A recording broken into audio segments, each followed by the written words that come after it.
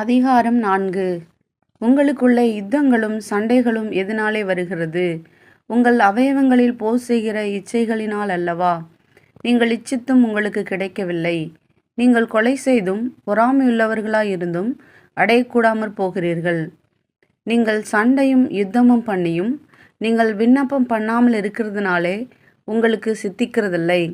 நீங்கள் விண்ணப்பம் பண்ணியும் உங்கள் இச்சைகளை நிறைவேற்றும்படி செலவழிக்க வேண்டுமென்று தகாத விதமாய் விண்ணப்பம் பண்ணுகிறபடியினால் பெற்றுக்கொள்ளாமல் இருக்கிறீர்கள். விபச்சாரிகளே, உலக சிநேகம் தேவனுக்கு விரோதமான பகையென்று அறியீர்களா?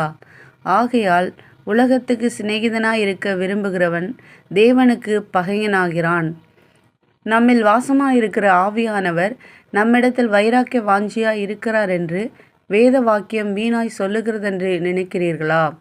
அவர் அதிகமான கிருபையை அளிக்கிறாரே. ஆதலால் தேவன் பெருமையுள்ளவர்களுக்கு எதிர்த்து நிற்கிறார், தாழ்மையுள்ளவர்களுக்கோ கிருபை அளிக்கிறார் என்று சொல்லியிருக்கிறது. ஆகையால் தேவனுக்கு கீழ்ப்படிந்திருங்கள், பிசாசுக்கு எதிர்த்து நில்லுங்கள், அப்பொழுது அவன் உங்களை விட்டு ஓடி போவான். தேவனிடத்தில் சேருங்கள், அப்பொழுது அவர் உங்களிடத்தில் சேருவார். பாவிகளே, உங்கள் கைகளை சுத்திகரியுங்கள். இருமனம் உள்ளவர்களே, உங்கள் இருதயங்களை பரிசுத்தமாக்குங்கள். நீங்கள் துயரப்பட்டு துக்கித்து அழுங்கள். உங்கள் நகைப்பு துக்கிப்பாகவும் உங்கள் சந்தோஷம் சஞ்சலமாகவும் மாறக்கடவுது. கர்த்தருக்கு முன்பாக தாழ்மைப்படுங்கள், அப்பொழுது அவர் உங்களை உயர்த்துவார். சகோதரரே, ஒருவருக்கொருவர் விரோதமாய் பேசாதிருங்கள். சகோதரனுக்கு விரோதமாய் பேசி தன் சகோதரனை குற்றப்படுத்துகிறவன் நியாயப்பிரமாணத்துக்கு விரோதமாய் பேசி நியாயப்பிரமாணத்தை குற்றப்படுத்துகிறான். நியாயப்பிரமாணத்தை குற்றப்படுத்துவாயானால் நீ நியாயப்பிரமாணத்தின்படி செய்கிறவனாயிராமல் அதற்கு நியாயாதிபதியாய் இருப்பாய். நியாயப்பிரமாணத்தை கட்டளையிடுகிறவர் ஒருவரே, அவரை இரட்சிக்கவும் அழிக்கவும் வல்லவர். மற்றவனை குற்றப்படுத்துகிறதற்கு நீ யார்?